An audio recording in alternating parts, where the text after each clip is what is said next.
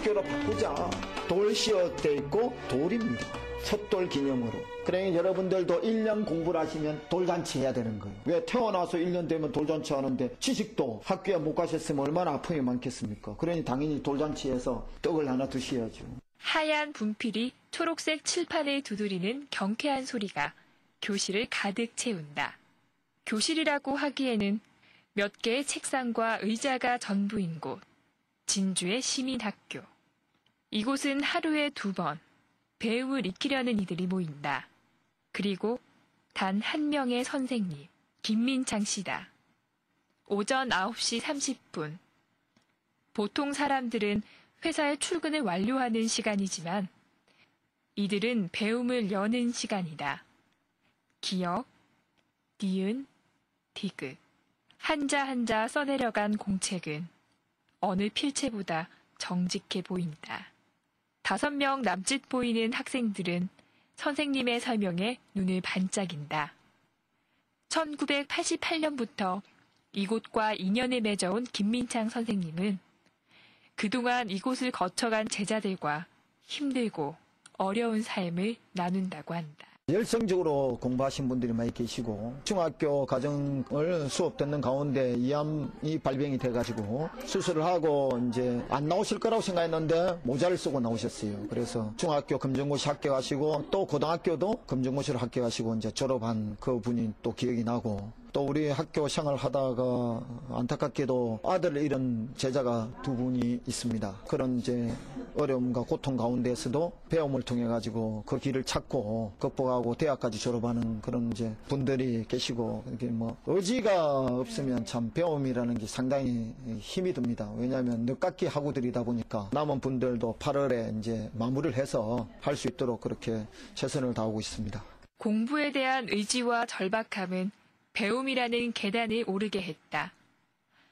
제자들의 작은 기쁨부터 큰 슬픔까지 헤아리는 선생님 또한 지난 6, 7년 동안 아픈 딸이 그의 마음속에 움푹 팬 웅덩이다. 가장과 선생님이라는 두 저울 위에서 어느 곳에 더 많은 무게를 실어야 할지 고민인 그는 최근 줄어든 학생 수마저 아쉽다고 한다. 재정적으로 어렵기 때문에 지금도 뭐 폐교에 대한 그런 어두운 그림자가 항상 드리워진 상태입니다. 끝까지 해보자라는 그런 생각을 가지고 있지만 가정적으로 가정이고 하다 보니까 이 학교를 운영해가지고 가정과 학교를 병행해서 다 같이 운영하면서 경제적인 문제를 해결하려고 하다 보니까 어려운 상황이 많아서 그런 고민 속에서 그래도 좀 긍정적인 생각을 가지고 좀 살아보자 그런 생각으로 매일매일 이제 열심히 살아가고 있습니다. 경상남도 평생학습 시설로 지정돼 있는 시민학교가 1년에 받는 예산은 고작 500만 원.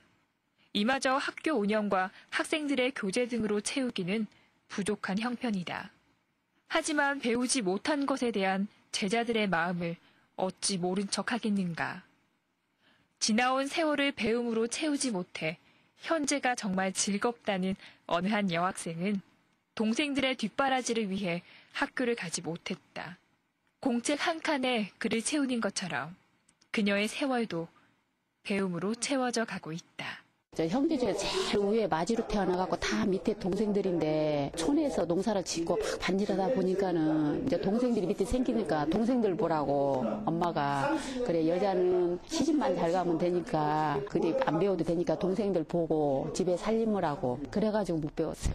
업고 다니고 전매기로 다니고 이런다고 바깥에 나가서 예를 들어서 은행을 간다 하면은 이게 은행 가면 쓰고 해야 하잖아요. 그럴 때 좀 답답한 게 느끼고 또 그렇게 사는 게 여의치 않으니까는 자식들 가르칠 때는 자식들 뒷바지를 해야 되니까 내 시간을 가질 수가 없더라고요. 그래서 다 이제 아이들 다 키워서 직장 잘 잡아서 나가고 난 게 내 인생을 찾아야 되겠더라고요. 그래서 내가 이제 늦게나마 배우러 여기로 왔어요. 졸업장이든지 뭐든지 떳떳하게 한번 이렇게 해오고 싶고 쓰는 것도 나가서 착착착착 한번 쓰고 싶고 그게 내 목표예요.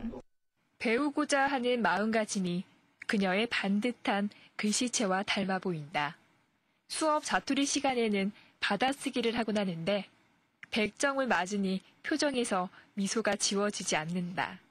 그 옆에는 작은 연필깎이 소리가 난다. 연필 한 자루가 몽땅 연필이 된 걸 보니 그동안의 연습이 고스란히 느껴진다. 올해로 65인 권혜복 학생.